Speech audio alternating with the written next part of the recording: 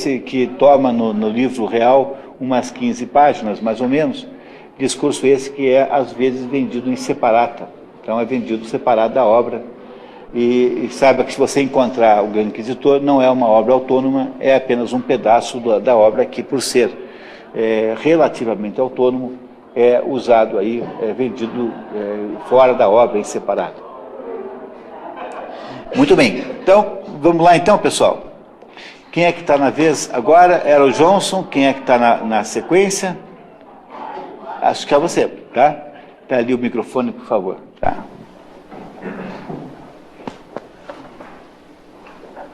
Ivan tinha plano de voltar quase imediatamente para Moscou. Quando volta para a casa de seu pai naquela noite, tem uma estranha conversa com Smirdyakov, cujos desdobramentos são fundamentais para a sequência da história. Smirdyakov sugere que Ivan, antes de voltar a Moscou, vá a Chernatnia, uma cidade próxima, onde o velho Karamazov tinha algumas propriedades. Smirdyakov não esclarece bem por que quer que Ivan vá lá, mas deixa claro que alguma coisa iria acontecer e que Ivan não deveria estar por perto. Então, aí vocês têm uma ideia de que alguma coisa grave vai acontecer. Então, o Smirdyakov fala com o Ivan, que é o seu mentor, digamos assim, e diz para ele dar uma desaparecida. Não sabemos o que é, mas coisa boa não será, né? Certamente, né? Smirdyakov esclarece apenas estar em situação muito difícil, pois tem ordens do velho para avisá-lo da chegada de Grushenka e alertá-lo sobre a chegada de Dmitri. E teria sido ameaçado de morte por Dmitri se ele não o avisasse. Estava desligado. Se ele não o avisasse da presença de Grushenka na casa do velho. Quer dizer, o Smirdyakov ficou de guardião dos dois, porque o velho falou, olha, se aparecer aqui a Grushenka ou o Dmitri, venha correndo me avisar. E o Dmitri falou que se ele não avisar ele, Dmitri, da ida da Grushenka lá, ele, Dmitri, o matará. O Dmitri é capaz de ações assim, violentas, né? E então o Smirdyakov está numa situação complicada, né? Tem dois senhores, né? Professor, eu havia entendido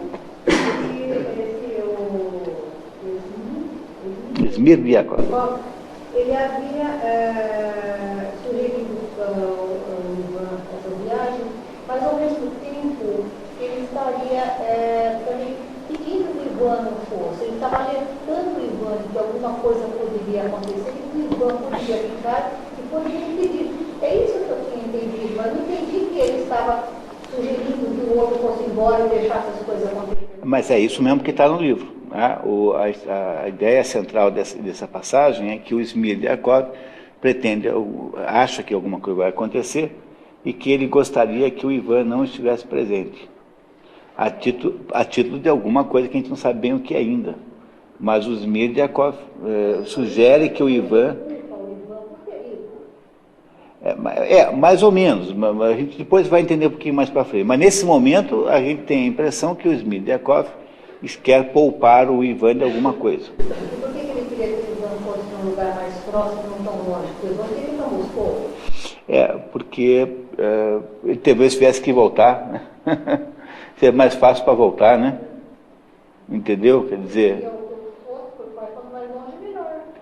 mas, por outro lado, né, se você vai voltar, talvez não seja melhor ir muito longe, né? Mais ou menos isso, né? Bom, mas a gente chega lá ainda, tá? Vamos esperar um pouquinho amadurecer a história. Ivan fica muito perturbado por aquela misteriosa conversa. No dia seguinte, parte diretamente para Moscou. Na mesma noite, quando Alyosha volta ao mosteiro, encontra o padre Zósima, à morte, cercado de monges. O ancião vive ainda o suficiente para contar detalhes da sua vida, revelando que ele havia sido um jovem oficial orgulhoso e impetuoso, como Dmitri, mas que havia encontrado o caminho do amor e da humildade, recusando-se a matar um homem num duelo. Zósima expôs suas crenças religiosas para a pequena audiência, enfatizando, sobretudo, uma vida simples, uma vida na qual cada homem deveria amar todas as pessoas e todas as coisas e se abster de condenar os outros. Disse ele, segundo as anotações de Alyosha: lembre-se de que você não pode ser o juiz de ninguém, porque antes de julgar um criminoso, o juiz deve saber que ele próprio é tão criminoso quanto o acusado, e talvez, mais que todos, culpado no crime dele. Quando tiver compreendido isso, poderá ser juiz. Por mais absurdo que pareça, é verdade. O padre Zósima acaba sua confissão e morre. Muito bem. Então, morreu o Paul Starretts, e o Starretts, antes de morrer, disse para um pequeno grupo que está ali que ele havia sido muito como o Dmitri. Ele era impetuoso, um oficial do exército, duelista, que vivia... Aliás, hoje eu li um livro maravilhoso chamado O Duelo, do Joseph Conrad. Eu li assim, no avião, assim. É uma novelinha, você lê em 50 minutos, em uma hora. Tá? E é um livrinho delicioso, delicioso, um dos mais bem escritos que eu já li na minha vida. Chama-se O Duelo, acho que em português é Os Duelistas, em inglês The Duel, e em português Os Duelistas, do Joseph Conrad. É uma pequena novela, e tem nessa coleção da LPM, um livro barato, tudo. Mas é genial, é uma coisa maravilhosa, vale a pena ler. Eu recomendo fortemente o livrinho do Joseph Conrad, O Duelo. Professor, da professora aqui, o que ele diz? O juiz deve saber que ele troca tão criminoso quanto o acusado. Você não está generalizando, por que o juiz é tão criminoso quanto o... É porque ele não está falando ele não está falando assim, digamos, de um juiz de verdade, ele está falando do ser humano de verdade, né? Quer dizer, o ser humano que não tem que ver a trave no seu olho antes de falar do cisco do olho alheio. É nesse sentido que ele está querendo. Então, na verdade, o que acontece é o seguinte: o que ele faz aí é um discurso contra a hubris. A hubris, o hubris, como quiserem falar, é o maior defeito que um ser humano possa ter, do ponto de vista grego. Hubris é um excesso de orgulho humano, que é o maior de todos os males. Quer dizer, é isso que os deuses não perdoam. Tem uma personagem da Ilíada chamada Ajax. Esse Ajax, então, passa lá o tempo todo provocando o Netuno, Posidon, né? E aí Posidon manda uma tempestade para matá-lo, né? Como ele acaba escapando da tempestade, chega na praia assim e faz umas bravatas assim: viu só, comigo não dá, comigo é mais embaixo, entendeu? Aí Posidon derruba a montanha em cima dele, caiu uma montanha inteira em cima dele, que é para ele largar a mão de ser besta, né? Quer dizer, essa coisa humana, do excesso de orgulho humano, é o pior de todos os efeitos humanos. Os cristãos chamam de soberba, os gregos chamam de hubris. Tá? É a mesma ideia, tá? O Édipo é um sujeito que se dá mal na vida porque Édipo significa pé inchado. O que é pé inchado? Pé inchado, Édipo é pé inchado, significa. O que é o pé inchado? É você andar pela vida orgulhoso. É isso que o Zósima está dizendo, que ele era um oficial como Dmitri, orgulhoso, briguento, qualquer problema ele já chamava para um duelo, matava os outros, não levava desaforo para casa, era um sujeito com orgulho à flor da pele, e que ele um dia recusou-se a matar um homem num duelo, e então ele encontrou o caminho da humildade, que é o caminho da anti-hubris. Essa é a ideia central aí desse discurso do padre Zósima. Né? Então, Rime, por favor. Alguma dúvida?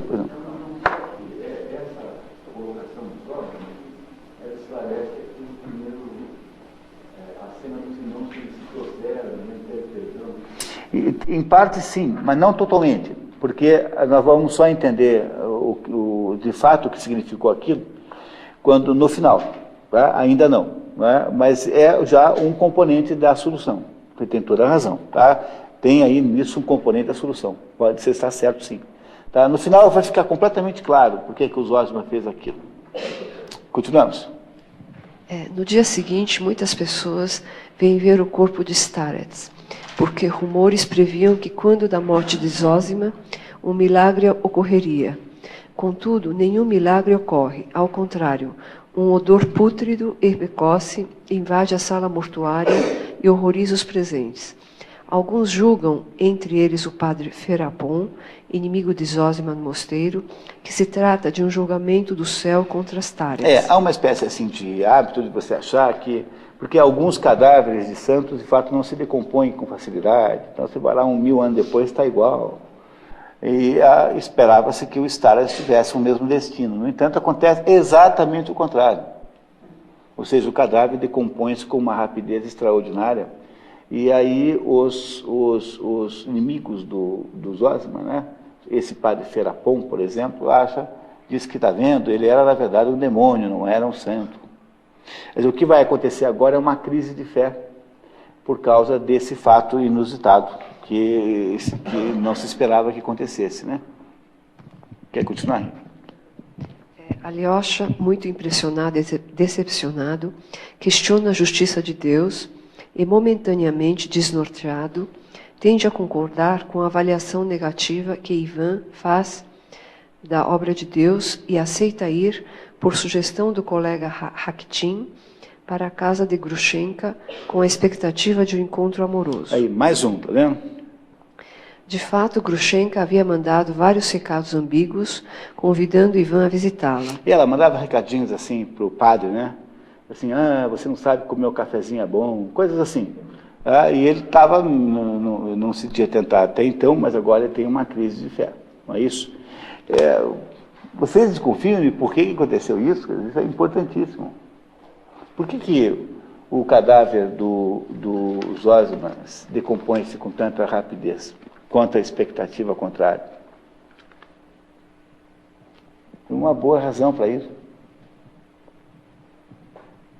É a mesma situação de Jesus Cristo na cruz. Pô. Quer dizer, uma fé que seja baseada em demonstrações absolutamente miraculosas não tem muito valor. Compreenderam? Por que Jesus não quis descer da cruz? Porque ele não queria, entre outras razões, né, que a fé fosse automática. A fé precisa ser feita contra a dúvida, contra as aparências. Então, se o cadáver do padre ficasse preservado, isso apenas acentuaria a certeza pública de que ele era santo. Mas, na verdade, era preciso acreditar que ele fosse santo, apesar do cadáver se decompor rapidamente. Entenderam que é exatamente a mesma situação que o Jesus Cristo faz lá no Grande Inquisidor? E aqui se manifesta novamente? Esse é o sentido pelo qual o cadáver do padre se decompõe. Né? Pois não. Em relação a isso, embora essa personagem seja secundária, a mãe da Lisa, logo depois que ela sabe disso, ela diz que se tornou uma grande pensadora. Quer dizer, ao mesmo tempo que ela era muito beata e levou a Lisa, por exemplo, no começo do livro, curá-la. Então, quando ela soube desse fato com um fato menor, ela já se transforma, ela vira um inverso. Então, tá vendo? Quer dizer, o Ivan Karamazov fazendo adeptos, né? Tá vendo? Vocês são os burros mesmo, tá vendo? O homem lá não tem nada de santo. O negócio da religião era apenas um método para fazer de vocês de trouxa. Você não tinha, de fato, religião nenhuma, não tem nada de miraculoso na religião. Está provado aí pela morte do padre, tá vendo? O padre, muito antes do esperado, já estava todo deteriorado, entendeu? Então, eu acho que tem essa ideia mesmo, quer dizer, essa falta de fé gera até mesmo no Alyosha uma crise. E ele aí tenta resolver a crise como? Caindo na Gandaia. Com quem? Com a Grushenka, que vivia fazendo insinuações para ele, porque ela queria mais uma marca no revólver, né? Quer dizer, ela queria mais ter seduzido mais um, já seria o terceiro de uma família de 4, poxa, quase 100%, né? Entendeu? A Grushenka queria isso, né? Então ele vai lá falar com a Grushenka, vamos ver o que acontece. Embora tivesse ido lá para se perder, Alyosha descobre que ela não era a pecadora que ele esperava encontrar. Ela lhe parece claramente sensível, compreensiva e piedosa. Ele diz ter decidido voltar para seu primeiro amante, aquele que a havia abandonado 5 anos antes e que agora era viúvo. Mesmo provocado pelo ceticismo de Hakitin, que debocha dele, dizendo ter Alyosha convertido a sua Maria Madalena, neste episódio a fé de Alyosha é restaurada e, mais tarde, voltando ao mosteiro, escuta, junto ao caixão de Starets, o superior do mosteiro, contando o episódio da ida de Jesus a um casamento em Canaã, quando transforma água em vinho. Que é o primeiro milagre que Jesus faz na Bíblia, é esse aí. Chega num casamento, não tem vinho, ele transforma a água em vinho. Ele se dá conta de que a vida é destinada a ser compartilhada com alegria. Cai no sono e sonha que Zósima lhe diz: comece sua obra, meu querido. Agora ele está absolutamente certo de sua fé em Deus e na imortalidade. 3 dias depois deixaria o mosteiro, segundo a ordem dos Starets, para viver no mundo. Lembra que eu estava dizendo, olha, depois que eu morrer, saia. Aí esse fato geraria o outro livro, um dos outros livros que ele nunca escreveu, tá? Então ficou parado no ar assim, tal. Muito bem. Muito obrigado, Rime. Enquanto isso, Dmitri tenta desesperadamente arrumar dinheiro para devolver os 3.000 rublos a Katerina. Após várias tentativas patéticas, fracassa. Sem saber do encontro de Grushenka com o antigo amante, descobre que ela não está em casa e entra em pânico, acreditando que ela havia sucumbido aos rublos de Fyodor. Ao deixar a casa de Grushenka, apanha um pilão de cobre de um almofariz em cima da mesa e o leva com ele, atitude que muito espantou os presentes. Primeiro vai à casa de seu pai e, depois de descobri-lo sozinho, ao espionar pela janela, esconde-se no jardim. Há uma interrupção na narrativa e na cena seguinte. Dmitri tenta fugir, mas é surpreendido e encurralado no jardim por Grigori, o velho serviçal, que, ao reconhecê-lo, grita: parricida. Você está sendo chamado de parricida porque o velho Fyodor havia morrido. Mas nós não sabemos se foi o Dmitri que o matou, porque o Dmitri aqui, em princípio, não nos conta. Embora tenha diga-se aqui que há uma interrupção, o narrador nos diz que há uma interrupção na narrativa. Muito bem, continuamos. Atracam-se, e Dmitri o golpeia com o pilão, deixando-o ensanguentado e inconsciente. Volta para a casa de Grushenka, sem saber se havia matado Grigori ou não. Lá exige dos empregados o paradeiro de Grushenka e fica então sabendo do encontro em Mokroe, com o antigo amante. Todos estranham o sangue nas suas roupas e mãos. Mokroe é aquela mesma cidade onde ele havia feito a primeira farra com a Grushenka, com os 5.000 rublos da noiva. 3.000 rublos da noiva, não é isso? Pode continuar, por favor. Agora, a par da situação, Dmitri toma a decisão final. Verá Grushenka mais uma vez e depois se matará. Compra provisões para uma grande festa, chamando atenção para o dinheiro grosso que gasta. Resgata um par de pistolas que havia empenhado e viaja para Mokroe, comentando a fartura e custo das provisões com o cocheiro. Tipo assim, fazendo bravatas, né? Você não imagina a farra que eu vou aprontar lá em Mokroe. Só de champanhe eu comprei não sei quantas, entendeu? Caviar, então, comprei um monte. Sabe? Ele é um sujeito dado a bravatas, assim. Na mesma taberna da primeira vez, encontra Grushenka, festejando com seu amante e uma pequena comitiva. Junta-se a eles.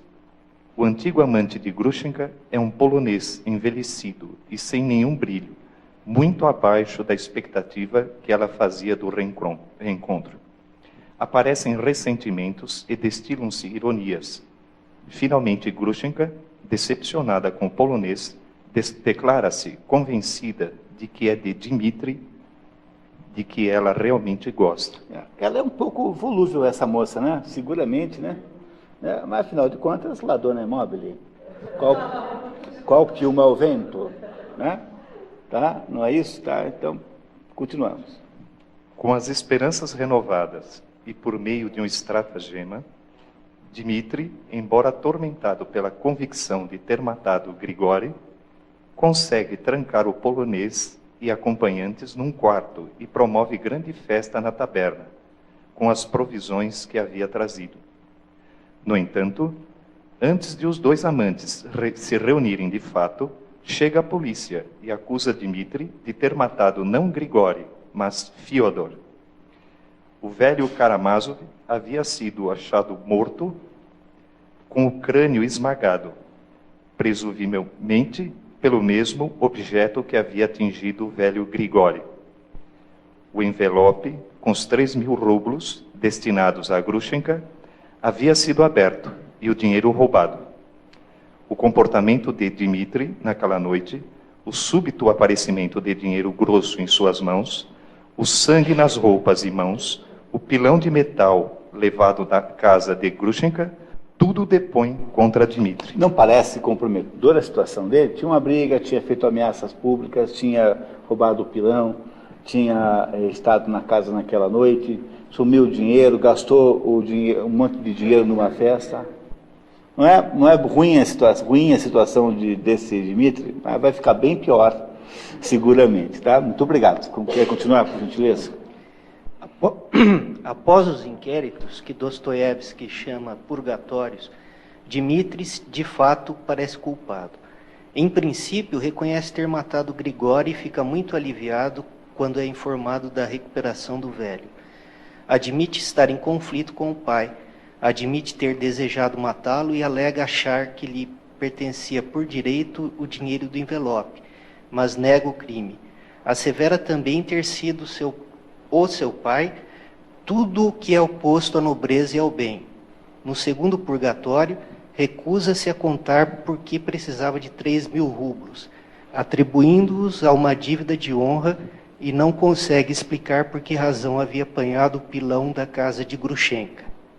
No terceiro purgatório, Dmitri descreve seus movimentos na noite anterior, enfatizando que fugiu porque o seu pai o havia visto na janela e que, como a porta da casa para o jardim estava fechada, não poderia ter entrado para matá-lo. Fica muito surpreendido em saber que, segundo Grigori, a porta havia sido encontrada aberta e que o crime havia sido cometido de dentro de casa. Ele é interrogado 3 vezes e não consegue explicar todas as aparentes... os aparentes indícios de que ele tem a autoria do crime, não é? Mas ele vai tentar ainda explicar. Vamos ver agora o que acontece em seguida. Levantada pelo investigador suspeita sobre Smirdyakov, Dmitri rapidamente o desestimula, atribuindo ao cozinheiro falta de motivo e excessiva timidez, além de ter sofrido recentemente ataque epilético grave. Dmitri recusa-se a contar a origem do dinheiro que havia gasto generosamente naquela noite e é revistado humilhantemente. No entanto, quando sua situação piora, Dmitri acaba confessando que o dinheiro era dele mesmo, metade dos 3.000 rublos originais de Katerina, que carregava numa bolsa de trapos costurados presa no pescoço e acomodada junto ao peito. Lembra daquele episódio em que ele conta para o Alyosha que esse crime que ele havia feito não precisa nem contar, que era ter fingido que gastou 3.000, gastou só 1.500 e guardava... Lembra que ele guardava no peito metade, né, trazendo metade da... A metade eram os 1.500 rublos, que ele não havia gasto, e que, no entanto, ele espalhou que tinha, para se exibir, dizer que tinha gasto 3.000, apenas para parecer rico assim, tá? Muito bem. Sua relutância em confessar este fato teria sido motivada pela vergonha por ter mentido a todos, incluindo a seu irmão, com respeito às despesas da primeira farra. Diz ainda ter considerado devolver a metade sobrante para Katerina, mas ao descobrir que Grushenka havia voltado para o ex-amante, havia decidido farrear com o resto do dinheiro e matar-se. O investigador, no entanto, não acredita nele, porque Dmitri havia espalhado tão bem a notícia de que gastara 3.000 rublos na primeira farra que todos de certo modo, testemunhavam, até mesmo Grushenka, que, no entanto, confirma a Dmitri o seu amor. Além disso, Dmitri não conseguia provar como havia costurado a bolsa em que carregava o dinheiro. Em função de tudo isso, Dmitri é indiciado.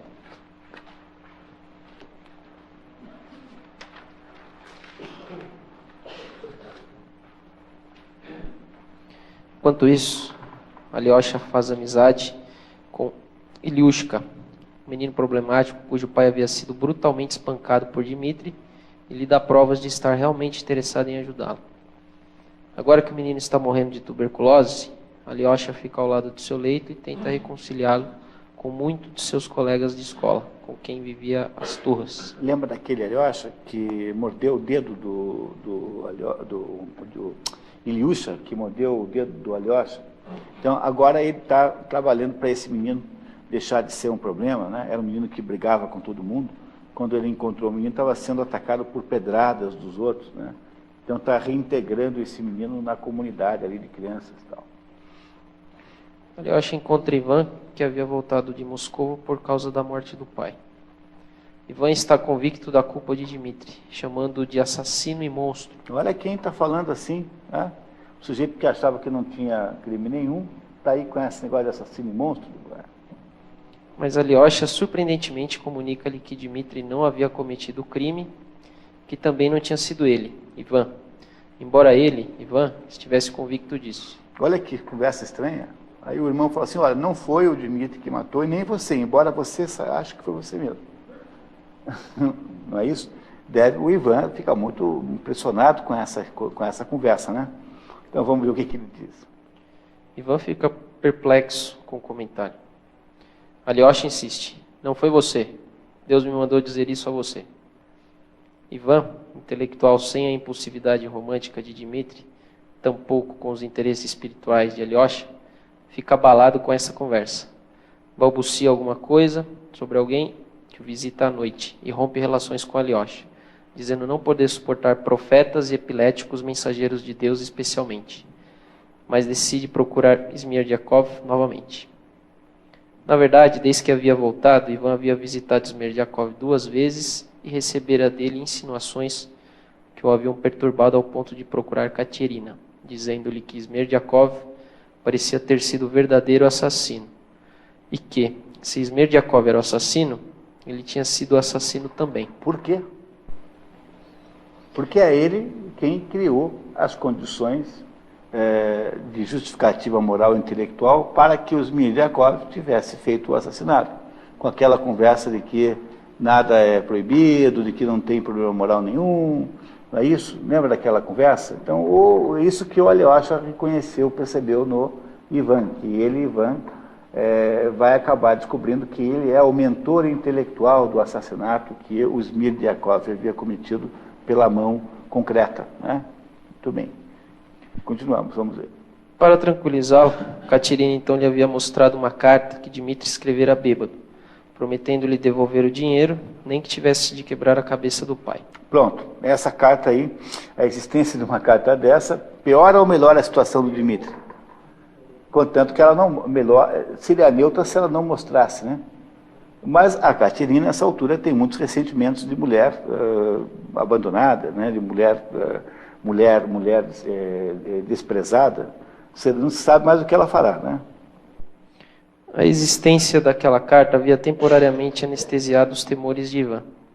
Mas na terceira visita a Smerdyakov, motivada pela conversa com Alyosha, as insinuações são substituídas por declarações claras de que tinha sido ele, Smerdyakov, o assassino e ladrão dos 3.000 rublos, que havia fingido de um ataque epilético e que havia aberto a porta do jardim para o velho dizendo que Grushenka estava no jardim e que lhe havia atingido com um peso de papel quando ele se debruçou na janela para vê-la. Mas Smerdyakov é sagaz, nega a responsabilidade última pelo crime e insiste que Ivan lhe teria dado justificação moral e intelectual para o assassinato. O que é verdade. Mais do que isso, acusa Ivan de ter, na realidade, permitido o crime ao deixar a cidade de modo que Smerdyakov ficaria sozinho para perpetrar o assassinato. Daí a preocupação da Eva em perguntar se isso não foi se isso não está em contradição com o que veio antes. Aparentemente sim, depois a gente lê isso de novo. Ivan, que resistir em aceitar a responsabilidade nas 2 primeiras visitas, fica agora absolutamente convencido da lógica de Smerdyakov. Aí é uma seguinte cena maravilhosa, que também às vezes é vendida em separado, que é a conversa de Ivan Karamazov com aquele ser que o visita de vez em quando à noite, que é o diabo em pessoa, mas é um diabo finíssimo. É um diabo que fala francês e que anda com o fraque meio puído, assim, meio desgastado, ruído de traça, né? Tipo assim, dono de circo decadente, né? Orlando Orfei, uma coisa assim, e que tem um diálogo com esse Ivan, que é uma coisa memorável e maravilhoso. O diálogo elogiando os revolucionários pela sua tática e pela sua estratégia extraordinária. E ele mesmo, diabo, não seria capaz de fazer melhor. Tá? Veja só o que é que o diabo diz para Ivan Karamazov. Naquela mesma noite, assim que chega em casa, sob pesada tempestade de neve, Ivan sente uma sensação glacial com a invocação de algo penoso e repugnante, que encontrava naquele momento, naquele quarto, e que lá já estivera. Profundamente abalado pela última conversa com Smerdyakov e sofrendo crise de febre nervosa, Ivan crê ver o diabo em pessoa, vestido de cavaleiro russo empobrecido. O diabo, muito educado e falando francês cartesiano perfeito, lhe diz que não se lembra de ter sido um anjo caído e que ama a sólida realidade da vida terrestre, apesar de ter ficado reumático nas suas andanças pelo espaço. O diabo, assim, sabe, ele é reflexivo, faz comentários, assim, interessantíssimos.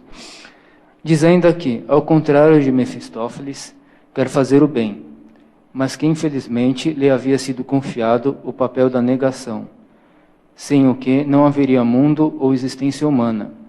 E foi por causa desta imposição que ele foi impedido de saudar Cristo na ressurreição.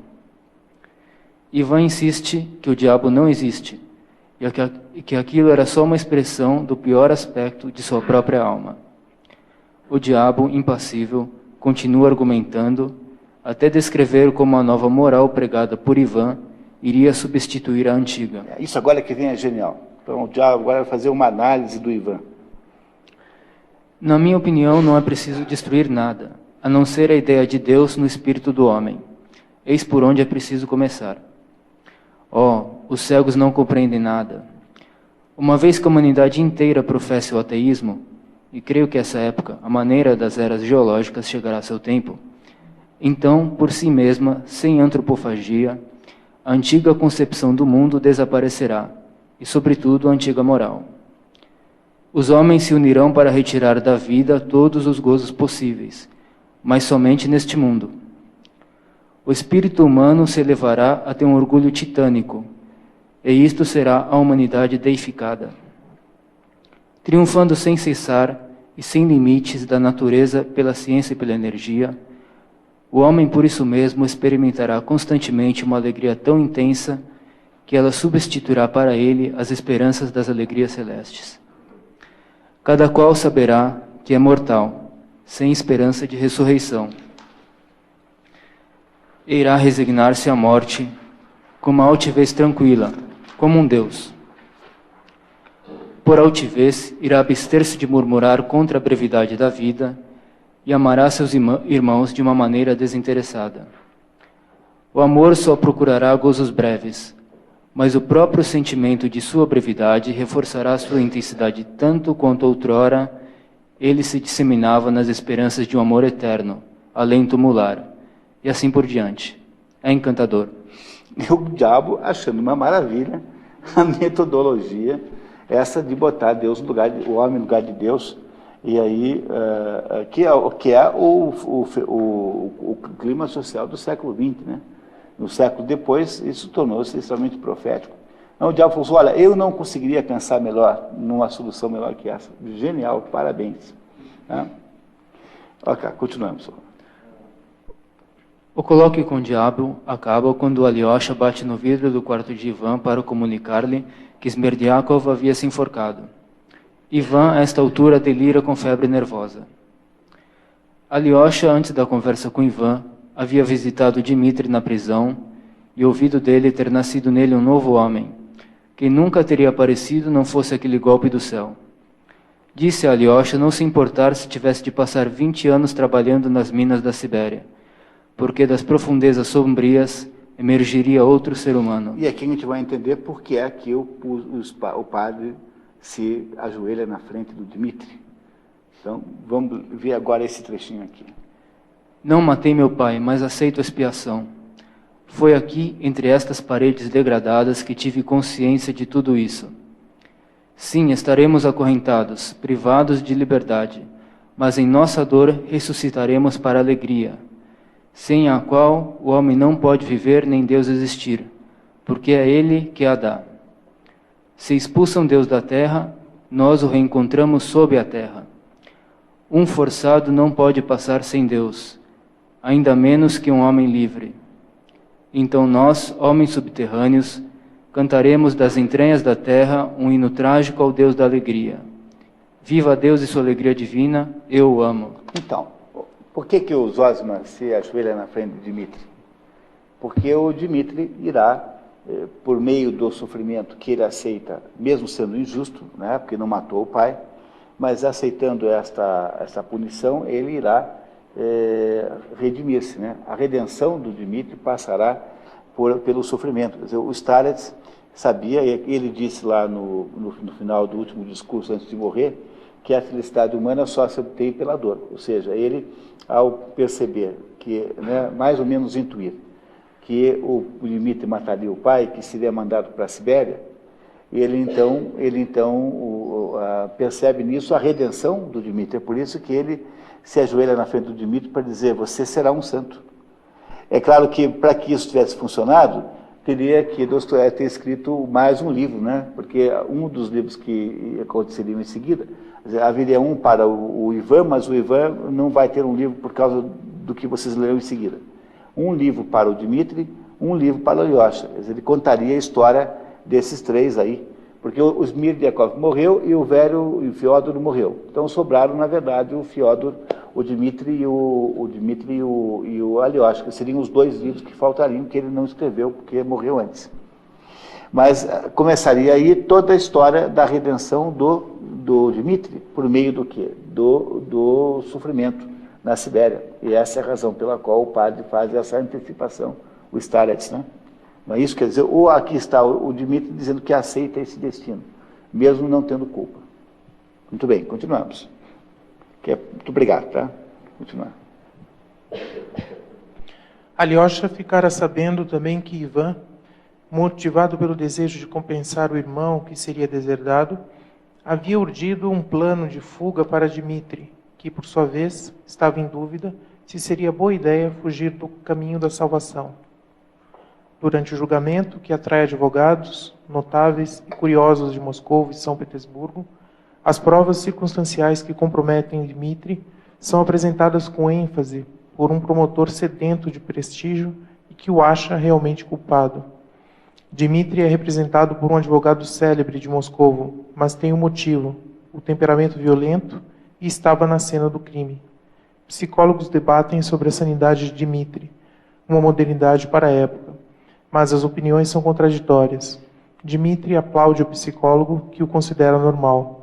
Os homens, em geral, torcem contra Dmitri, e as mulheres a favor. Psicólogos entendam médicos, né, médicos associados a problemas nervosos, né? É isso que é um psicólogo na época. Alyosha conta ao júri que, no seu encontro com o irmão à noite, após Grushenka ter humilhado Katerina, Dmitri havia batido com a mão no peito e dito poder recuperar metade da honra no dia seguinte, o que confirmaria a existência prévia do dinheiro gasto por Dmitri na noite do crime. Ivan, cujo depoimento é crucial, perturbado pela febre, age de modo estranho, diz que não tem nada para dizer à corte, e então, subitamente, apresenta 3.000 rublos que diz ter obtido de Smirdiakov, que seria o assassino do velho Karamazov, sob sua inspiração. Pergunta à corte perplexa: afinal, quem não quer matar o próprio pai?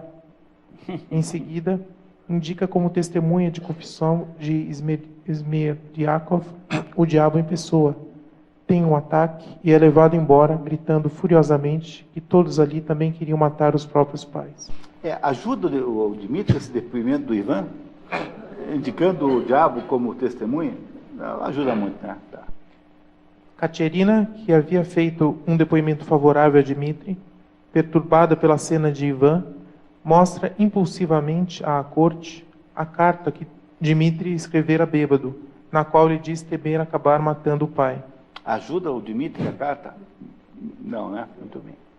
Diz achar Dmitry um canalha por ter gasto o dinheiro dela com outra mulher e estar certa de que ele matou o pai e levou o irmão à loucura. Certa, né? Tem um errinho ali, né, pessoal? Ela finalmente tem seu momento de vingança. Também sofre um colapso nervoso, é levada embora e Dmitry está perdido. Depois da condenação a 20 anos de trabalhos forçados na Sibéria, Dmitry, que em princípio havia concordado com planos de fuga de Ivan e de Katerina, já arrependida pelo episódio da carta, decide ficar e enfrentar seu destino, concluindo que seria muito torturante fugir da mãe Rússia, do solo russo, e viver no exílio, apesar de Alyosha lhe dizer que seria injusto sofrer sem ter culpa e tentar convencê-lo a escapar. Quanto a Alyosha, seu futuro sorri com a promessa de esperança e bondade, qualidades nunca associadas com os Karamazov. Na volta do enterro, Alyosha reúne colegas e professores do jovem Ilyushka e os impressiona com sua visão de amor e amizade. Espontaneamente, os meninos se levantam e aplaudem Alyosha e sua sabedoria, dizendo: "Viva Karamazov! Viva Karamazov!" Então, gostaram da história? Existe um outro final que não é considerado, digamos, oficial, que é um final em que o Alyosha fica no lugar do irmão foge e ele fica na prisão no lugar do irmão. Mas essa versão foi uma tentativa, porque Dostoiévski ia escrever outros 2 livros, não esqueço nunca isso. Então ele tentou fazer aí, né, uma ponte entre os outros 2 livros, na prática a versão oficial é essa daqui. Gostaram dessa história?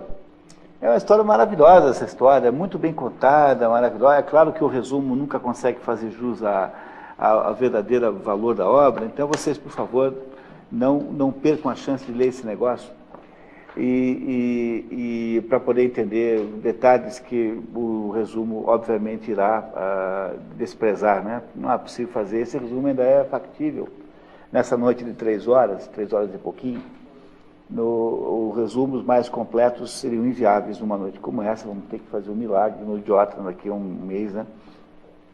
Mas eu queria muito tentar ver se vocês conseguem agora comigo fazer uma reflexão sobre o que aconteceu aí, para a gente entender a obra, não é isso? Muito bem, eu acho que o caminho melhor para entender essa história é fazer uma pequena análise dos personagens. As personagens centrais dessa obra são, parece, a chave do enigma. Professor, Pois não, Eva? tem uma passagem no livro que o sonho do Richard, o sonho do Nenê. Você lembra de mais detalhes disso? Porque Ele vê, me lembro que ele estava indo à ponte da Vicenta, e que ele vê uma mulher, né, uma virada, ela estava com seios murchos, ele alimentar uma criança que estava, né, magérrima, tipo, choque, né? E a pessoa chorava, e ele sempre se lembrava dessa cena do neném. olha, por alguma razão, eu não consegui prestar atenção nesse pedaço, sabe?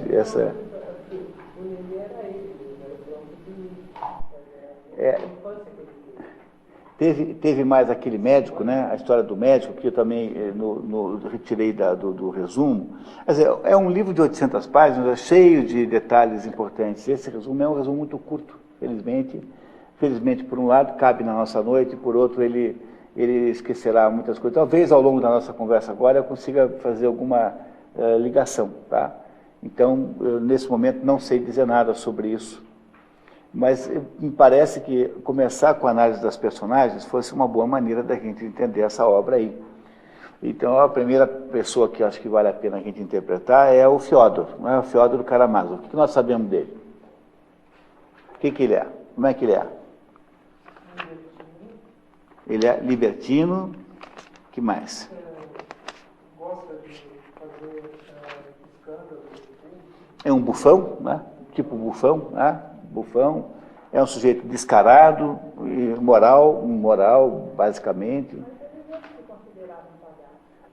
Mas não deixa de ser um palhaço por causa disso. Quer dizer, ele é um sujeito bufão, meio responsável, libertino, imoral, lascivo, não é isso? Né? Eu acho que a expressão que eu achei que melhor define esse Fiódor é que ele é um sujeito meio hipnotizado pelo mal, assim. E não há nada bom nele, né? Ele não tem momentos, porque embora o filho pareça muito com ele, o filho mais velho, ele não tem menor consciência moral. Tanto é que ele reúne a família e conta para os filhos como é que ele enlouqueceu as mães. Ele é um sujeito sádico, né? Um sujeito mau, sádico, cuja vida é voltada a fazer mal aos outros, que se tem um prazer na maldade com os outros, contra os outros. Então, é uma pessoa positiva, né? O Fiódor Karamazov é uma pessoa negativa, não é isso? Muito bem. O que nós sabemos do Dmitri, o filho mais velho? Dados da personalidade do Dmitri.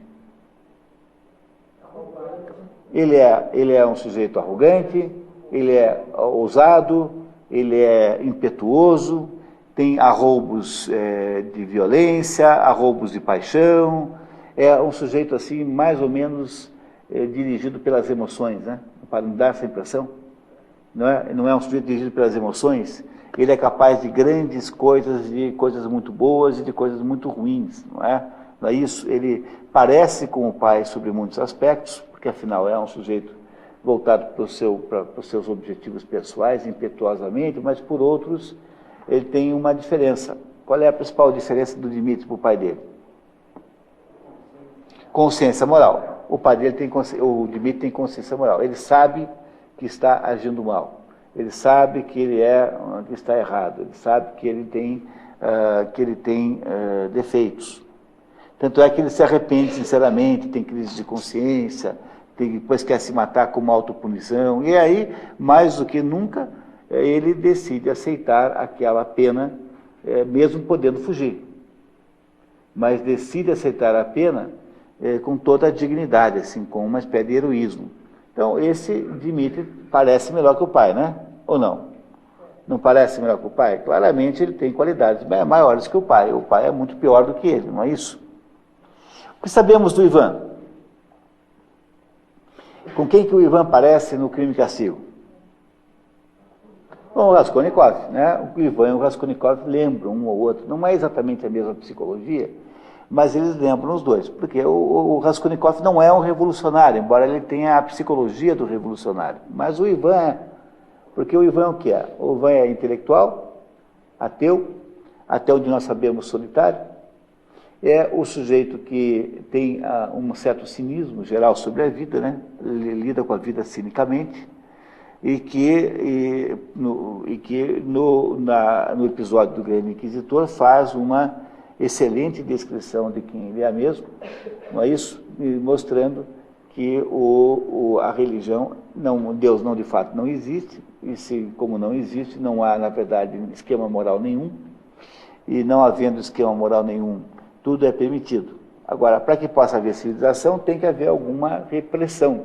A repressão é feita pela criação da imagem fantasiosa de Deus como uma força de castigo que faz com que todo mundo se submeta a uma espécie de ordem que é, por sua vez, completamente falsa e inventada pelo poder vigente.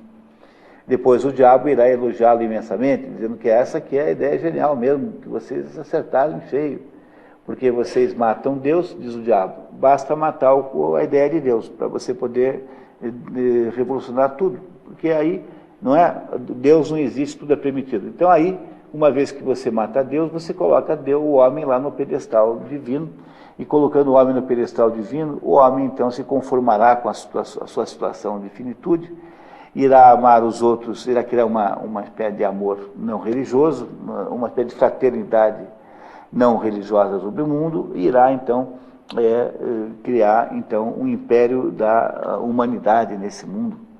Esse é o Ivan Karamazov, que diz que não é que ele não acredita em Deus, é que ele acha que Deus é completamente incompetente. E a Rússia é o exemplo disso. Como pode um país tão mau, tão violento, tão cruel, ser um país cristão, por exemplo? A Rússia é um país cristão, naquela época era um país completamente cristão. Hoje não se sabe bem quanto sobrou mais, mas naquela época era um país cristão, não é isso? Então o Ivan representa isso, não é isso que ele representa, mais ou menos? E o Alyosha, o que nós sabemos do Alyosha? O Alyosha tem características como: ele é jovem, ele é um pouco ingênuo, não é isso? Ele era subordinado ao Staret Zosima e que agora iria começar a sua verdadeira vida. Mas a vida do Alyosha, ficamos por saber como era, porque não houve tempo do Dostoiévski escrever o livro do Alyosha, não é isso? E aí o que faz o Dostoiévski? Nos conta que o Alyosha teria feito o maior de todos os milagres dessa história, que ao ter recuperado lá a amizade daqueles meninos, ao Ilyusha, que era um menino escorraçado do convívio, ele teria criado uma espécie de liderançazinha, criado o primeiro fato positivo na história dos Karamazovs, tanto é que o livro acaba com Viva Karamazov, Viva Karamazov, coisa que não se costumava falar naquela cidade, porque os Karamazov estavam associados com a figura sinistra do Fyodor, né? O homem mau, o estuprador da moça, o sujeito que havia abandonado os filhos, o sujeito egoísta, não é isso? Então esse conceito dos Karamazov havia sido melhorado pelo Alyosha. Tá? E aí com isso sobram três pessoas: o Smirdiakov, cujo nome significa morte. Sabemos dele? Sabemos que ele tem epilepsia, que ele tem uma certa deficiência mental. Sabemos que ele é um sujeito rebelado. Na verdade, o resumo foi muito injusto com o Smirdiakov, porque há pouco desenvolvimento do Smirdiakov no resumo, mas ele era um sujeito assim que tinha uma pretensão a participar do mundo que o rejeita. Ele é ressentido, de certo modo, e completamente submisso intelectualmente ao Ivan. Sabemos que ele é quem faz o assassinato, e ele organiza de um modo o assassinato até mesmo de uma maneira maquiavélica para que o Ivan, primeiro, não se comprometa, estando longe do assassinato, né? E depois jogando a culpa no Ivan, dizendo que o Ivan é que havia inspirado o tal do assassinato, o que é rigorosamente verdade. No final ele suicida, não é isso? Acabando aí a possibilidade dele ter agido de além disso nessa história. E isso ainda nos restam as duas moças, a Grushenka e a Katerina, não é isso? Como é que nós chamamos da Grushenka? A Grushenka é uma espécie de Jezebel, né? Uma mulher fatal, uma mulher dilaceradora de corações, uma mulher cujo esporte é deixar os homens loucos por ela e manipular o desejo dos homens, não é isso? Era uma moça que tem um episódio, digamos assim, negativo de ter sido vítima de uma queda social, não é? Mas que, ao mesmo tempo, representa, assim, uma pessoa um pouco volúvel, e que é o pivô de toda a história, porque se não houvesse a Grushenka, não haveria história. A Grushenka é quem unifica toda a história como a mulher desejada pelo pai e pelo filho, pelo Dmitri e pelo Fyodor. E a Katerina, o que sabemos da Katerina? Que era uma moça muito orgulhosa e que acabou submetendo-se ao Dmitri por razões pragmáticas, que não devem ter feito bem a ela, não deve ter sido bom para ela ter feito isso, e que depois desenvolveu uma certa visão a Katerina não dá uma boa impressão em geral? Não, uma boa impressão em geral, né? Ela ficou um pouco ofendida, né? Mas ela, no fundo, fez também uma tentativa depois de salvá-lo. Ela tem lá o direito também de ter lá os seus problemas, mas ela é uma mulher assim diferente da Grushenka. Quem parece mais assim decente, a Grushenka ou a Katerina? A Katerina, claramente, né? Você prefere a Grushenka? Não é questão de preferir. Na verdade, eu não li o livro, não achei, então eu não tenho uma impressão total. Eu vou pegar pelo resumo. No começo, eu estou esperando tudo que você contou, tá? A Grushenka, o menino, até aquele filme, O Caçador de Borboleta, o Diferente Estampe, tá? Ele vai ver que é o Diferente Estampe é mulher, tá? Vai lá, dia, nós somos homens que pegavam no boletim lá no quadrinho, cada homem que ela pegava e matava. Não vi. Né? Mas parece a Grushenka. Mas ela estava muito abalada. Né? Veja, é assim, ela fez um ato assim de vingança, né? Ela não conseguia engolir. Mas ao mesmo tempo depois ela tenta recuperar. Quer dizer, mas Eva, cuidado, hein? No livro, está bem claro, o Dmitry não se aproveitou dela. Ele teve a oportunidade de aproveitar dela. Tá, mas peraí, olha só, a gente não pode achar justa a vingança da Grushenka e achar ao mesmo tempo injusta a vingança da Katerina, porque ambas estão de alguma maneira se vingando. Mas veja, mas a verdade é o seguinte, pessoal, só cuidado com isso, viu? Porque é o seguinte, o que uma personagem de romance bem escrita é sempre como a vida real, é uma pessoa complexa. Porque quando um romance tem personagens muito esquemáticas, isso não é literatura de verdade, isso chama-se panfletagem. Quando você faz assim uma situação, então outro dia eu fui ver uma peça, de vez em quando eu cometo esse erro de assistir peças de teatro feitas por adolescente, né? Que é o troço mais frio do mundo é esse, né? Porque eles fazem peça só para eles mesmo, né? E é assim, eu tinha lá um jornalista, tinha lá duas casas, uma era de um sujeito rico, industrial em São Paulo, que tinha a mulher que transava com o próprio filho, o filho do casal transava com a mãe. E do lado tinha uma casa de um jornalista aposentado, pobre, porque nunca roubou na vida, e que era um sujeito cheio de valores pessoais, e tinha lá uma moça, que era uma moça muito boa, e que a moça, então, o tal do fulano do lado de lá quer comer essa moça aqui. Então, dá para imaginar, tem coisa mais infantil do que uma situação dessa, né? Porque a vida não é assim tão esquemática. Então, panfletagem, toda panfletagem é assim. Vocês vão ver no Idiota uma coisa parecida com isso.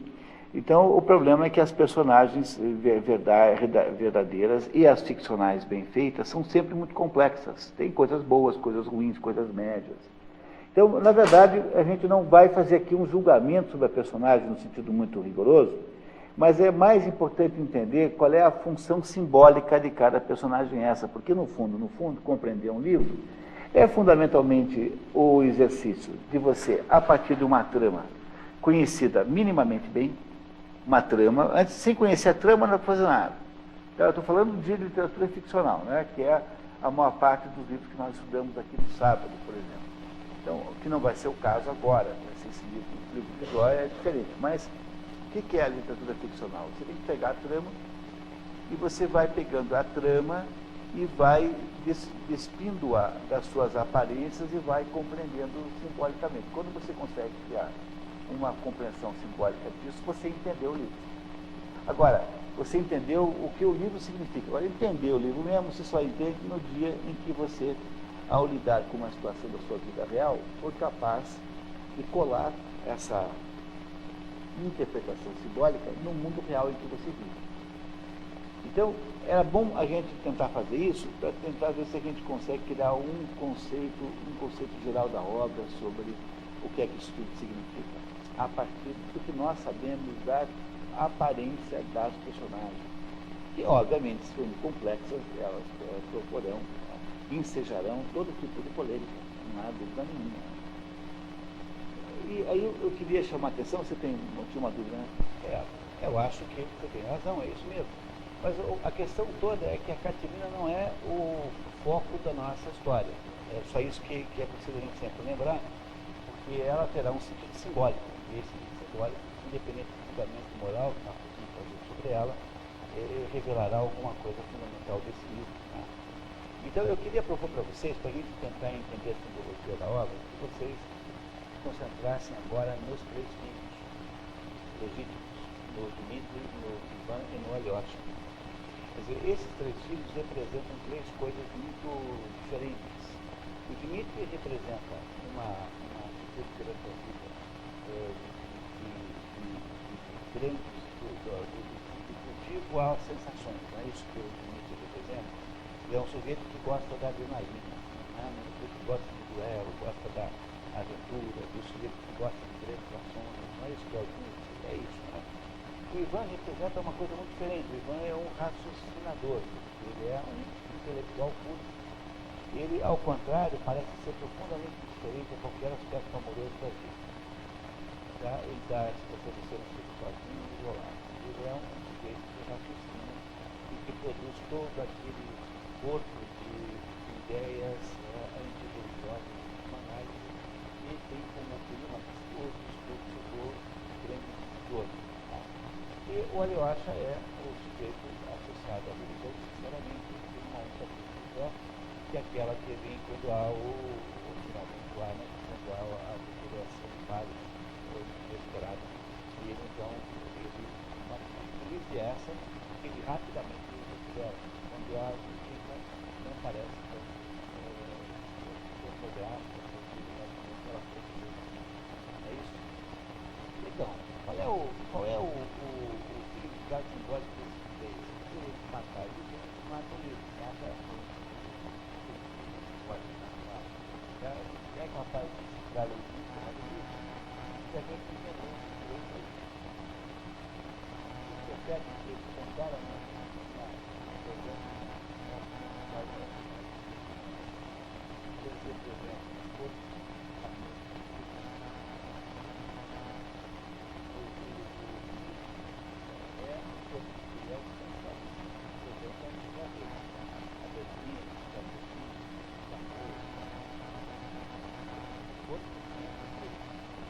essa sempre foi a divisão desde os quatro anos.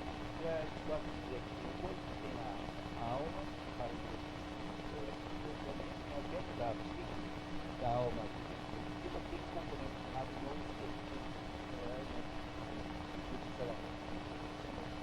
então, Aristóteles tem descoberto isso durante toda a história da humanidade, a partir da sociedade, criou a que é uma maneira passada que faz parte do tempo, é o caso agora, não é o caso do Dmitri é que ele tem que escolher entre esses dois mundos, esses dois amores. É por isso que ele, de certa maneira, está entre as duas. Na verdade, ele decidiu pela Grushenka. E quando ele decide pela Grushenka é que ele cai. Não é isso? Ele cai porque ele decide pela Grushenka. Ele cai e só será rendido, né, a sua redenção só virá pelo sofrimento. Que nós não sabemos se a Grushenka vai junto, porque a Grushenka... Ou porque sai o pior da Catarina. Não, é que ele cai, não é que a Grushenka seja totalmente má, porque ele optou pelo quê? Desperta o pior da Catarina, que até aquela hora não tinha sido despertado.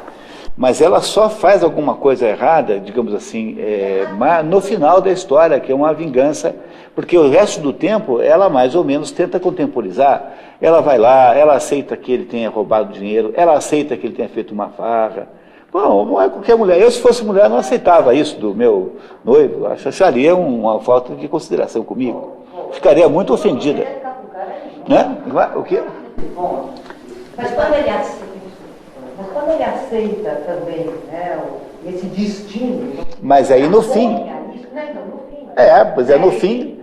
no fim, o que a Dostoiévski faz? Ele, no final das contas, ele abre a cortina da redenção.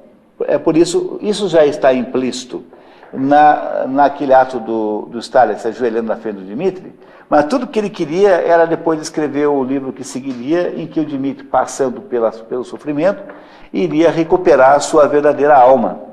né? E o Alyosha provavelmente iria cair pelas tabelas, iria ter a mesma, iria cair nas tentações do mundo, iria piorar, e depois iria voltar. Não é assim que ele diz para o Alyosha, ó, você vai pelo mundo, você vai cair, depois você volta. Né? Então, o Dostoiévski estava querendo, na verdade, preparar esses dois outros livros.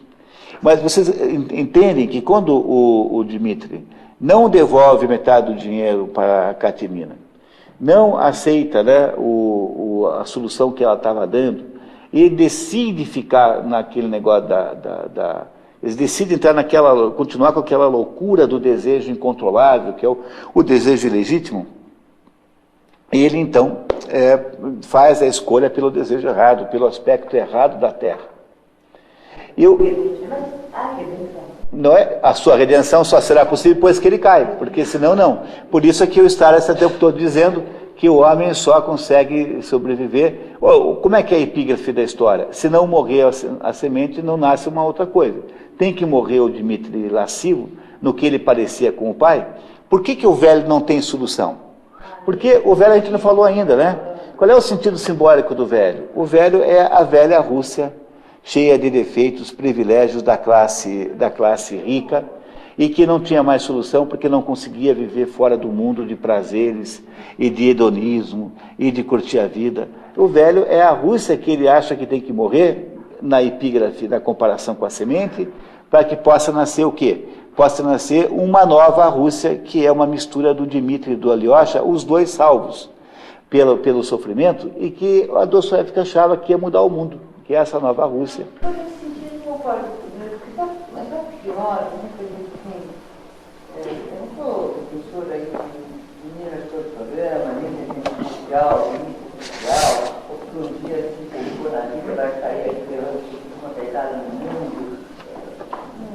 Não participo de nenhum grupo ativista nesse ponto, certo? Certo. Mas realmente, assim, me assusta certos personagens vindo numa benevolência o tempo todo. Eu até preferia que a Catarina tivesse uma hora assim, ligado para valer, tá?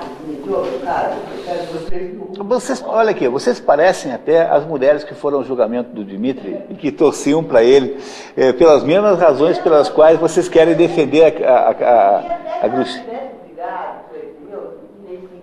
Sim. Minha grana de volta, sabe, alguma coisa assim, sabe, nesse sentido, do que ela chegar e fazer esse tipo de coisa, que aí, a meu ver, eu estou julgando, tá? Sou eu, é a banda, tá? E chegar, aí dá uma ferrada, uma pisada, tá? Pois é, mas Vânia, não, você pode ter razão, mas é que a Caterina não é o centro da história. Não, eu entendo, mas olha assim, o terceiro ou quarto livro que a gente está vendo aqui, tá?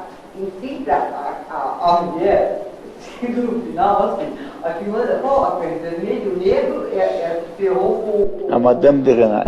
Com Julien Sorel. Julien Sorel. O outro livro daqui também, viu? A mulher foi lá e pau. Pois é. Aqui, pau. Não, tá... Na revista, a mulher que vai lá e denuncia, uma loucura, que eu gostaria que era a interpretação de homem, e não de mulher, não gostaria. Eu queria saber de você. Quem é que inventa isso? Interpreta isso. Eu não sei bem. Se você olhar a história, eu só vejo aqui, tá? Aí a gente vê no nosso dia a dia aí fora, toda hora, tá? Na hora do vamos ver, tá? Pega pra tapar. Na hora das grandes separações, o que acontece? A mulher vai lá no jornal dizer que o marido, que o Celso Pitta roubava. Não, pois é, pessoal, eu não sei bem. Né? Talvez a interpretação disso tenha que ser feita pela leitura da peça Medeia. Talvez a obra que eu conheço, literária, que tem a maior capacidade de explicar isso é Medeia.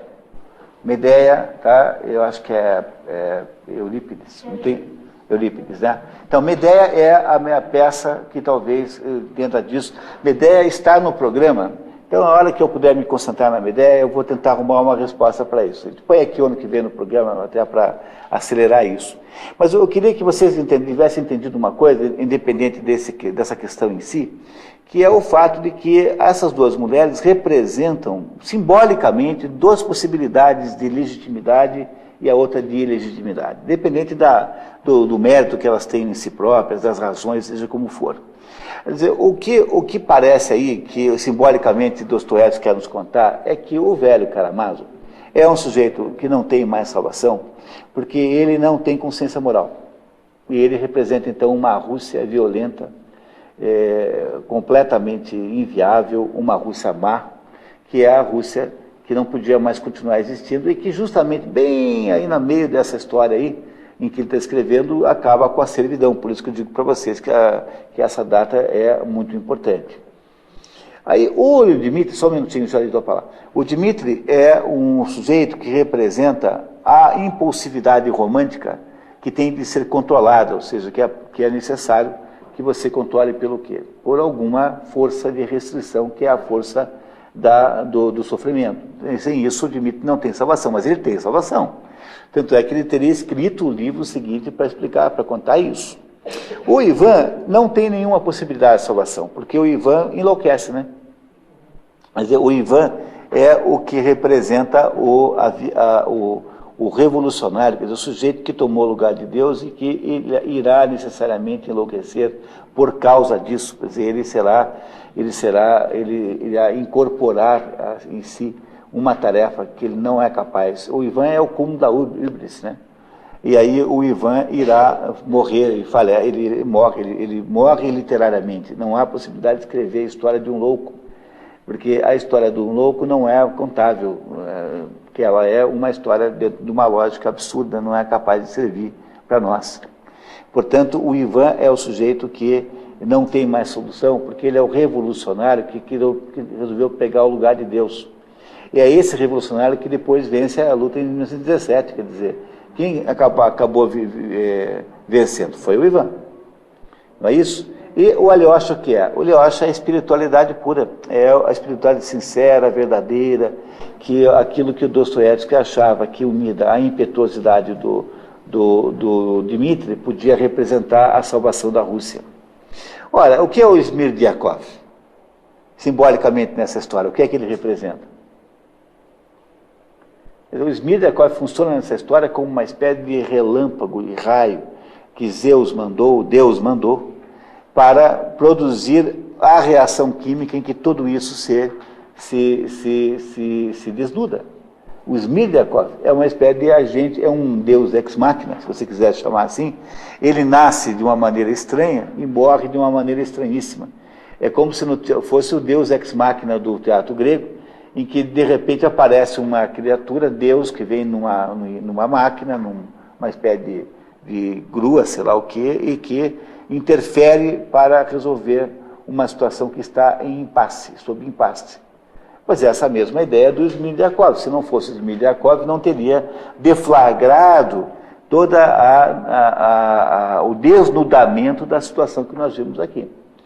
O Smirdyakov funciona assim como uma espécie de instrumento de Deus que interfere na situação humana como um ato do destino. De vez em quando você percebe que certas coisas deflagram uma situação que estava empassada e que tornam tudo claro. Pois é isso que o Smirdyakov representa. Ele representa ficcionalmente o que parece ser o conceito de Deus ex machina no teatro grego e que é uma maneira das coisas se definirem. E ela se define, então, nesse quadro que eu estou aqui descrevendo, que é o quadro que resume as possibilidades humanas, porque as possibilidades humanas são espirituais, mentais e corpóreas. O mundo corpóreo é inviável como solução para a vida, porque não é possível construir a vida a partir de sensações corpóreas, porque as sensações corpóreas são todas elas de natureza quantitativa.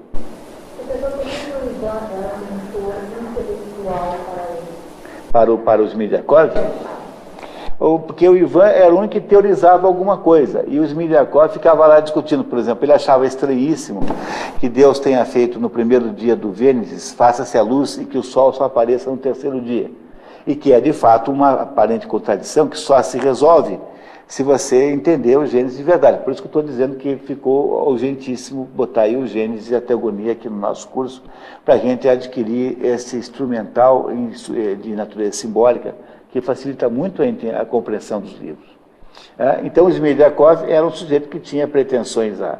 O Smirdyakov, ele representa mais ou menos, assim, nesse ponto aí, a massa que é controlada pelo intelectual. Entendeu? É o jovem que é controlado pelo professor, aquela turma que faz o que os outros mandam, que os outros teorizam para ele. É isso que ele representa. O Smirdyakov é o único que é povo aí. Né? Ele representa a massa, o povo que é controlado pelo Ivan. Ele tem esse sentido de ser alguém que depois irá produzir as mortes que o Ivan irá gerar. O que faz o Ivan? O Ivan produz as mortes intelectualmente, produz a possibilidade da violência, mas quem fará a violência é o sujeito da rua, o sujeito popular que vai sair matando, quebrando todo mundo, matando os padeiros porque não tem pão na casa dele. É isso que representa os Smirdyakov. Mas ele tem uma simbologia mais profunda, ele é um ato de intervenção de Deus também, para que a ação se estabeleça.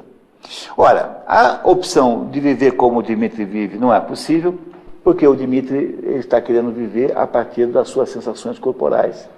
E as sensações corporais são todas qualitativas. Aliás, o Aristóteles dizia, na metafísica, dizia assim, que tudo que é sensação não é conhecimento.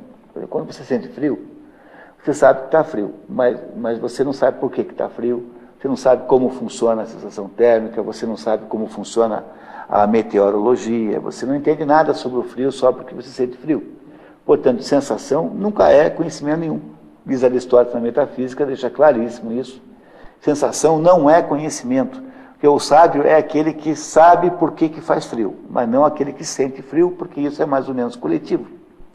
Então, a ideia de viver uma vida de sensações corporais é uma vida muito, muito desumana, porque é só a qualidade. E eu sempre digo para todo mundo aqui, né, que se alguém duvida que as sensações sejam apenas quantitativas, é só comer 83 quindins para saber que a diferença entre comer quindins e ter prazer com eles e ter dor depende só da quantidade de quindins que você come. Portanto, tudo quanto é sensação humana é meramente quantidade. Portanto, ela nunca pode ser a base essencial, o eixo da existência humana. A existência humana tem de ter um eixo qualitativo e nunca quantitativo. A possibilidade de viver como o Dmitri está vivendo não dá, embora tenha também o Dmitri vencido um pouquinho, porque o mundo moderno é um pouco assim. É um mundo que acha que a vida, o objetivo da vida é ter qualidade de vida. Essa ideia do culto à academia, o culto ao corpo, tudo isso é um pouco de sintoma de degeneração, de alguma maneira. Né? Eu só vou terminar esse raciocínio, daí eu dou a palavra para todo mundo que está aí esperando, né? E é assim, aí a solução Ivan é uma solução enlouquecedora, porque a sua mente ela é capaz de produzir qualquer espécie de esquema. E a sua mente é capaz de produzir esquemas que não têm contradições internas. Mas o fato de que esses esquemas não têm contradições internas não significa que sejam verdadeiros. Vocês compreendem? A história que você conta para a criança dormir é uma história inverídica, é mentira. Então você chega, o coelho vendia enciclopédia Barça, daí foi na casa do Pato, vendeu uma enciclopédia Barça, aí chegou lá e o Pato recebeu, entre por favor, aí ele foi, olha, estou aqui vendendo uns produtos da Herbalife. A criança automaticamente vai reclamar, mas peraí, ele não vendia enciclopédia Barça 1 minuto atrás? A criança não aceita que você erre a continuidade da história, porque ela presta atenção, a mente procura coerência interna. Agora, a história toda, como um todo, é rigorosamente mentirosa. Ela não é verdade, é tudo de mentira. Portanto, a nossa mente é perigosíssima. A palavra mentira vem da palavra mente. A nossa mente é capaz de produzir arranjos sofisticadíssimos completamente inverídicos. Pois isso é o Ivan Karamazov. E o destino desse jeito de olhar para o mundo, quer dizer, é a autossuficiência humana, é a híbris, de dizer assim, olha, eu vou com o SUS fazer um mundo melhor do que esse que Deus fez. Essa é uma ideia do Ivan, e é uma ideia que conduz à loucura, em última análise, é o que acontece com ele na história, portanto não dá. O Alyosha é o sujeito que tem a possibilidade de dar certo, mas ele é, por outro lado, um ser fora do mundo, ele é uma pessoa muito fora do mundo, ele precisa então viver a vida para poder criar uma vida legitimamente sincera, e o Dostoiévski, então, não conseguiu nos explicar como é que ele faria o Alyosha se salvar, mas pelas indicações que tem no livro, ele faria o Alyosha entrar nas situações de perda de fé, todas as fraquezas humanas possíveis, para depois retirar do Alyosha, retirar uma salvação também qualquer. Esse é o problema central do modelo dostoiévskico de vida. Dostoiévski acha que a vida humana só se consegue vencer quando você consegue mortificar o corpo, porque a tendência das sensações é muito forte, e para que você possa compensar, digamos, a mãe, a mulher, a mãe, né, ao sentido do desejo terrestre legítimo, para que você possa usufruir dos legítimos, é preciso mortificar justamente o corpo, que é o principal agente de busca do desejo ilegítimo. Você falou do menino, que é importante o menino, não começou. O menino é importante porque ele representa a inversão do karma. Porque o karma da família é péssimo, né? O velho é um velho terrível e tal, e o Dmitri não iria melhorar muito o karma, porque do jeito que estava indo, né? Não ia conseguir melhorar o karma, né? O Ivan, muito menos, porque o Ivan iria produzir a revolução, acabou produzindo, né? Então, o que faz o Alyosha ao fazer um ato humano digno de ir lá e aceitar, né, ver o menino como um menino ofendido e tentar não deixá-lo mais humilhado e ofendido, tem aí um coração da obra aristotélica, humilhado e ofendido, que o menino briga porque ele está humilhado e ofendido. E o Dostoiévski acha que a origem da mente revolucionária é o sujeito que fica humilhado e ofendido, não consegue reagir contra isso e vai criando uma espécie de ódio da humanidade, que quando você começa a olhar para essa turma de militante político de esquerda, a maioria é assim. É só lembrar dos seus colegas de faculdade que eram os mais militantes. Eram sempre uns sujeitos ofendidos, humilhados, querendo aí se ir à forra com alguém. É sempre assim, a maioria é assim, né? A maioria é assim, maioria. Então, esses humilhados, ofendidos é que viram revolucionários, porque eles depois resolvem mandar no mundo despoticamente para compensar os amores que não tiveram, as namoradas que não quiseram sair com eles, as mulheres que os recusaram. Então, fazem isso. Isso é muito comum, né, na psicologia humana. E, para você entender aí o Dostoiévski, o coração, isso o Ipujuca vai contar para vocês, mas o livro Humilhados e Ofendidos e Notas do Subsolo são os livros que descrevem melhor essa situação que acaba desembocando, então, na mente revolucionária. Que no sentido sentimental da mente revolucionária, não no sentido mental propriamente dito, mas no sentido amoroso, aí nas feridas amorosas que produzem digamos, o ímpeto revolucionário, que parece ser o caso. Ou seja, o que aí faz Dostoiévski é um panorama extraordinário das possibilidades existenciais humanas no século em que ele viveu na Rússia, e tentando imaginar que deveria ganhar o Dmitri recuperado, né? E o Alyosha, mas no fundo quem ganhou foi o Ivan. É o Ivan que é o vencedor no final dessa história toda. Porque o mundo moderno é o Ivan Karamazov que manda, é ele mais ou menos, e ficou só o pedaço diletante do Dmitri, o pedaço da academia, né? Então ficou o pedaço do Dmitri, mais ou menos isso, né? O Alyosha, se continuou existindo, foi meramente por falsificação, porque o Alyosha é o que é. É aí o Osho, o Rajneesh, entendeu? O Maharishi, essas coisas, né? O Alyosha degenerado virou essa pseudo-espiritualidade contemporânea, não é isso? E me parece que esse livro, portanto, tem essa potência imensa, né? De fazer esse relato do mundo tal qual ele passa a existir na medida em que você escolhe um dos 3 caminhos. Se você escolhe o caminho do corpo, se você escolhe o caminho da mente, se escolhe o caminho do espírito. São os mundos possíveis que nascerão a partir daí. Temos várias pessoas esperando aqui na fila. Você não é isso? A sua pergunta?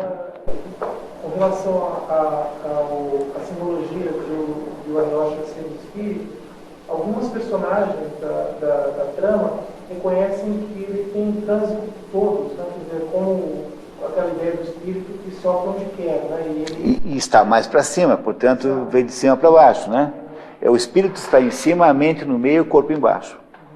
Não é isso? Então tem essa sequência de hierarquias. A impressão que eu tive, eu não sei se é errada, eu vi já há algum tempo os demônios e verificando agora essa questão do Ivan, parece que o Dostoiévski põe este ponto. O revolucionário, ou ele se suicida, ou ele enlouquece. Nos demônios, vários dos demônios se matam, o mentor deles todos enlouquecem.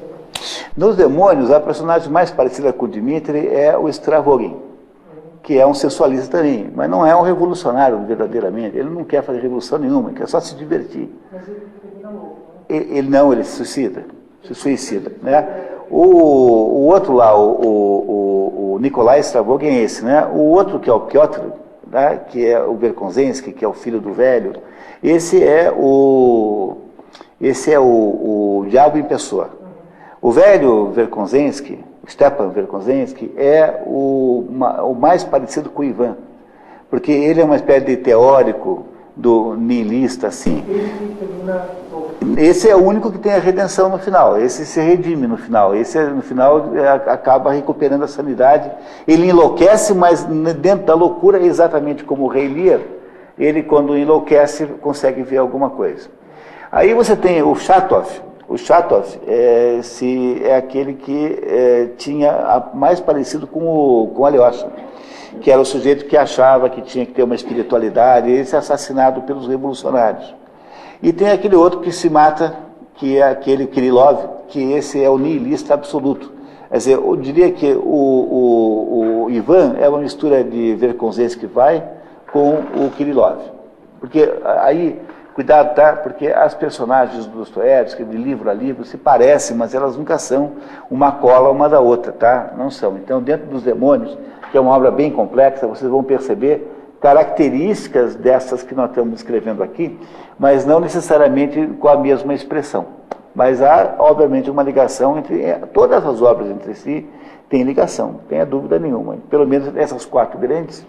O Idiota é um livro um pouco fora desse grupo, mas também há dentro do Idiota, né, há também uma situação em que há elementos disso, sem dúvida nenhuma. Tá? Antes de você, Johnson, você estava com uma pergunta. Matar o pai tem algum simbolismo, mesmo sendo o pai o que ele era. Mas matar o pai tem todo o sentido do mundo, é o que diz o Ivan Karamazov no documento. Quem não quer matar o pai? O que é matar o pai? Matar o pai é matar Deus. Matar o pai é matar Deus, é matar o espírito. Porque o pai representa o pai espírito e a mãe terra. Nós vivemos o tempo todo subordinados a essa tensão. A nossa vida é uma tensão permanente entre o pai espírito e a mãe terra, entre o desejo espiritual e o desejo terrestre. Esses 2 desejos podem ser legítimos e ilegítimos. Como no caso aqui em questão, o desejo espiritual legítimo é o desejo representado pela Katerina e o desejo espiritual ilegítimo pela Grushenka. Então, há também a mesma coisa espiritualmente. Matar o pai é o quê? Para que não é isso que o diabo descreve quando faz a descrição do método dos revolucionários simbolizados pelo Ivan? Vocês acabaram de matar o pai, é isso mesmo que vocês fizeram. Quer dizer, o Ivan diz que é para matar o pai e o Smirdyakov vai lá e cumpre. Porque o Smirdyakov entende a simbologia do troço como uma ordem, como uma autorização. Mas é obviamente importante a ideia de matar o pai. Matar o pai aí é matar o espírito, porque o pai é o espírito. Né? O pai é o espírito. E ao ficar com a mãe terra, no lugar de ficar com o pai espírito, é todo o problema do ser humano. Por isso que a teogonia de Isildo faz aquela descrição daquelas lutas entre os deuses apenas como variações desta luta. É isso que a gente vai entender quando fizer a teogonia aí, simbolicamente, item por item.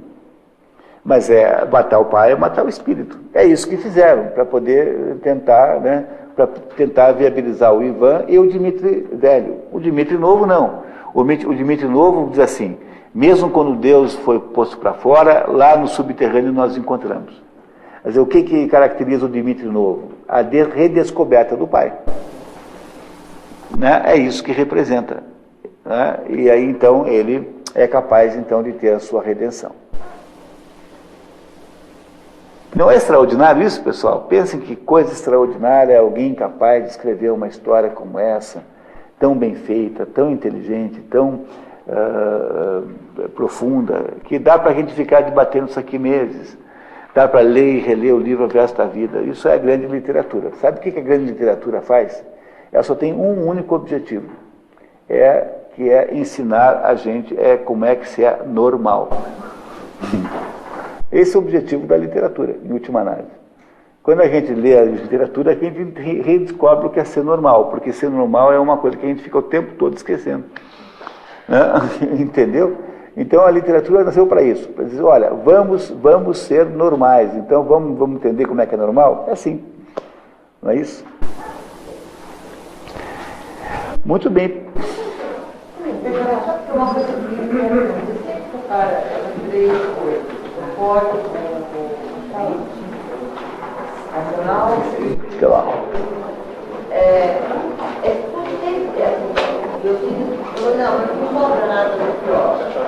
Não sobra nada? Alyosha? Em termos pessoais, você vê sempre